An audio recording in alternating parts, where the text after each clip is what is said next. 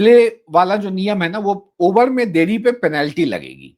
Test cricket में जो पहला नियम बदल, वो टाइमर वाला जो नियम होता है ना, ओवर टाइमर जो लगाते हैं, अब वो वॉच टाइम का नियम जो है ना, वो टेस्ट क्रिकेट में भी लागू हो गया है कि एक ओवर से लेकर दूसरा ओवर शुरू होने में 60 सेकंड से अधिक का समय नहीं लगना चाहिए। एक ओवर खत्म हुआ और दूसरा ओवर की पहली गेंद फेंकने में मैक्सिमम टाइम जो फील्डिंग टीम ले सकती है, मतलब विकेट कीपर को इस छोर से उस छोर जाना है, फील्डिंग बदलना है लेफ्ट से राइट के अनुसार, या फिर विकेट कीपर का चेंज हो गया तो बल्लेबाज अपने आप चेंज हो जाएगा, तो बाकी फील्डर को अपना on side of side change करना हो, तो ये सारे काम आपको 60 सेकंड के भीतर करने हैं। 60 सेकंड के अंदर आपको दूसरा ओवर शुरू कर लेना है। यहाँ टाइमर चलेगा, अंपायर जो टाइम देखेगा वो दरअसल ना घटते हुए क्रम में नहीं देखेगा, वो बढ़ते हुए क्रम में देखेगा। जैसे डीआरएस में होता है ना, 15, 14, 13, 12, 11, 10, 9, 8, 7, 6, 5, 4, 3, 2, 1, 0, खत्म। डीआरएस में ऐसे चलता है, लेकिन ये जो ओवर वाले में टाइम काउंट होगा ना, वो 1 से शुरू होगा। 1, 2, 3, 4, 5, 6 और ऐसे 51, 52, 53, 54, 55, 56, 57, 58, 59, 60, तो ऐसे बढ़ते हुए में ये जाएगा और आपको 60 सेकंड पूरा होने से पहले अगला ओवर जो है वो शुरू कर देना है, अदरवाइज आप पे पेनल्टी लग जाएगा। पर ऐसा नहीं होगा कि अभी आपने लेट फेंक दिया तो तुरंत ही आप पे पेनल्टी लग जाएगा। 2 बार आपको अंपायर जो है वो वार्निंग देगा, फील्डिंग टीम को 2 वार्निंग दिया जाएगा अंपायर की तरफ से। अगर 2 वार्निंग के बाद भी देरी होती है तो फिर 5 रन जोड़ दिए जाएंगे सामने वाली टीम में। और ये रीसेट कब होगा? जैसे 2 वार्निंग दे दिया तो क्या पूरे टेस्ट मैच तो 5 दिन का होता है, तो पूरे 5 दिन में 2 ही वार्निंग देंगे? एक टीम 2 बार खेलती है, क्या एक इनिंग में 2 ही वार्निंग देंगे? कि अब एक टीम मान लो टेस्ट में तो कभी कभार 150 ओवर खेल जाती है, 160-70 ओवर खेल जाती है, तो क्या 2 ही बार वार्निंग मिलेगी 160-70 ओवर में एक टीम को? तो ऐसा नहीं है, 80 ओवर का लिमिट रखा गया है। 80 ओवर के बाद उसे रीसेट कर दिया जाएगा, मतलब 80 ओवर के बाद फिर से 2 वार्निंग आपको मिलेगी। तो ये नियम एक बदलाव हुआ है। अब ये नियम क्या है, इस क्यों लागू किया गया इस नियम को, इसके पीछे का कारण क्या है? तो चलिए कारण बता देते हैं कि इसके पीछे का कारण ये बताया गया ना कि फील्डिंग टीम ना बहुत जानबूझकर टाइम खींच देती थी।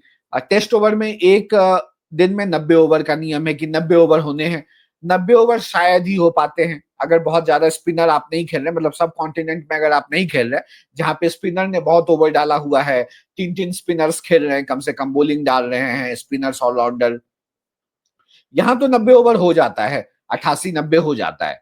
लेकिन जो सेना कंट्री जहां पे फास्ट बॉलर की ज्यादा अहमियत है, वहां पे थोड़ा मैच स्टार्ट करने में दिक्कत होता था, मतलब मैच का दूसरा मतलब 90 ओवर पूरा करने में दिक्कत होता था। तो इस दिक्कत से निपटने के लिए अब ये वाला नियम लाया गया। तो पहला तो ये रहा कि भाई इसको इसको क्या कहते हैं, स्टॉप क्लॉक। हाँ, स्टॉप क्लॉक नियम इसको कहा गया है और उसके बाद आपको जुर्माना लग जाएगा। तो इस स्टॉप क्लॉक नियम के बारे में आपको क्या समझ में आता है, कैसा लग रहा है, पहला आप ये कमेंट में बताइए। अब मैं दूसरे, आप लोग बताइए, तब तक मैं दूसरा नियम बता, तब एक एक करके सारे नियम बताते जाते हैं, आप लोग अपनी प्रतिक्रिया देते जाइएगा। तो तब तक मैं दूसरा नियम जब तक मैं बता रहा हूं, तब तक आप पहले पे प्रतिक्रिया दीजिए, फिर मैं कमेंट ले लूंगा आके कि भाई आप लोगों ने क्या बताया।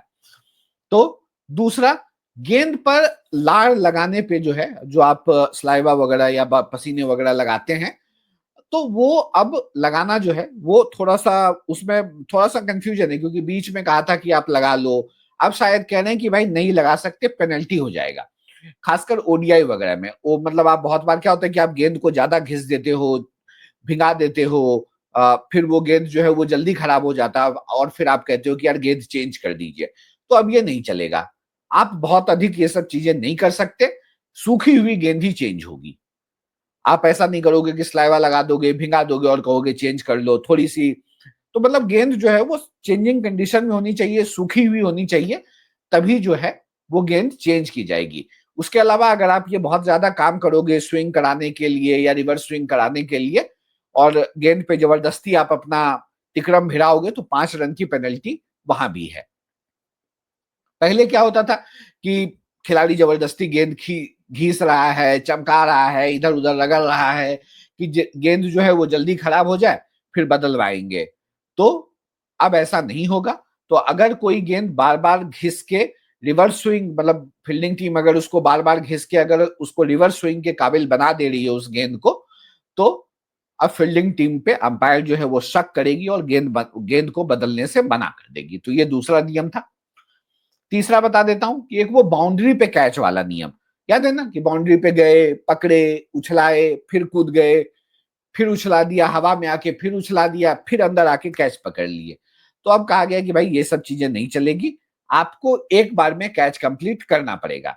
तो अगर कोई फील्डर बाउंड्री लाइन के बाहर से कूद कर कैच पकड़ता है तो उसे सिर्फ एक बार गेंद को छूने की अनुमति होगी। मतलब आप गेंद को एक ही बार टच कर सकते हो, बार बार हवा में उछाल के नहीं कैच पकड़ सकते। एक बार टच किया, बाउंड्री के बाहर से मैं कह रहा हूं, अंदर आपने किया, उछाल दिया, आपका संतुलन बिगड़ा हुआ है तो आप बाउंड्री के बाहर चले जाएंगे। पता चला कि फिर गेंद उछल रही है तो आप अंदर ही उछले और फिर से आपने गेंद को हवा में उछाला, अंदर से ही उछल के, फिर आप जमीन पे आए, फिर अंदर आ गए और फिर कैच पकड़ लिया। तो ये नहीं चलेगा। आप एक बार गेंद को छुएंगे बाउंड्री के बाहर से, उसके अलावा फिर आप दोबारा गेंद नहीं छू सकते। इसका मतलब है कि आप एक बार बाउंड्री के बाहर जा सकते हो, लेकिन दूसरी अटेम्प्ट में आपको अंदर आके कैच लेना ही पड़ेगा। आप बाहर से ही हरकतें नहीं कर सकते, चालाकी नहीं कर सकते, अदरवाइज वो 6 काउंट कर लिया जाएगा। चौथा नियम है कंकशन को लेके। कंकशन मतलब सिर पे जो चोट लग जाता है, ये नियम बहुत अहम है।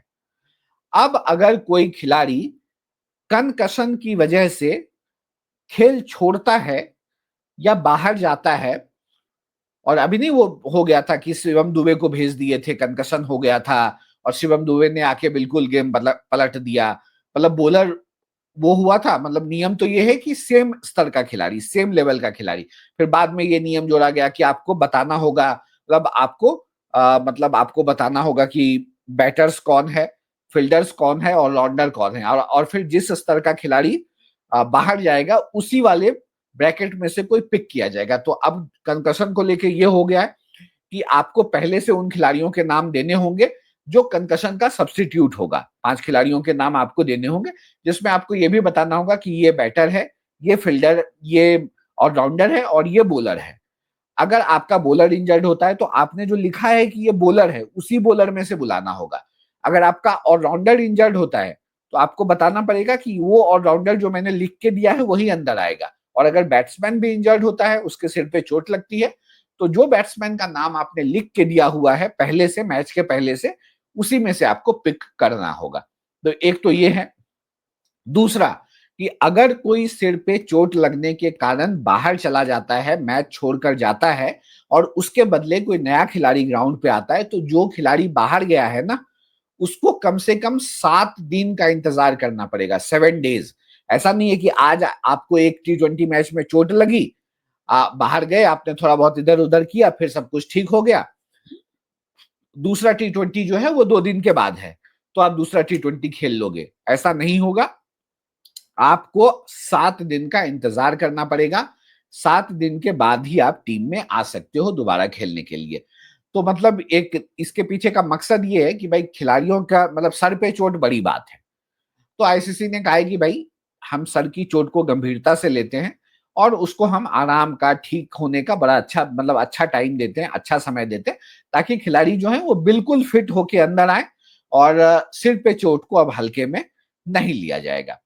तो 3 हो गया और एक और बता देता हूं, फिर कमेंट्स पे आता हूं। यार ज्यादा नियम बदल दिए इन लोगों ने।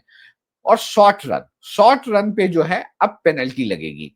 पेनल्टी कितनी लगेगी? 5 रन की। जैसे अब बहुत बार क्या होता था कि खिलाड़ी स्ट्राइक रखने के चक्कर में दौड़ा दौड़ा दौड़ा, एक ही रन का है, लेकिन सामने वाला खिलाड़ी थोड़ा शॉर्ट रन लेके ही दौड़ गया कि यार चलो 1 रन तो मिल जाएगा, 2 के बदले 1 ही मिलेगा, लेकिन कम से कम स्ट्राइक पे तो सामने वाला खिलाड़ी हो जाएगा, जो बैट्समैन है वही रहेगा स्ट्राइक पे। तो कई बार ऐसी चालाकी भी होती थी जानबूझकर। तो अब जो है अंपायर इस पे नजर रखेंगे, देखा जाएगा कि इसने जान के किया है या मतलब चालाकी है, और शॉर्ट रन की सूरत में आपको 5 रन की पेनल्टी लगेगी। तो कुल मिलाकर वो चोरी छिपे जो स्ट्राइक अपने पास रखने वाली जो आदत थी ना, वो वाली आदत खत्म होगी। और दूसरा, ये जो रन चुराने की कोशिश होती थी ना, बनाने की कोशिश, वो तो अंपायर देख लिया या किसी के नजर में आ गया, थर्ड अंपायर की नजर में आ गया, तब तो वो रोक लेते थे। लेकिन कई बार शायद निकल भी जाते होंगे बल्लेबाज। तो ये भी एक थोड़ा इसे भी रोकने की कोशिश है। तो ये 5 नियम है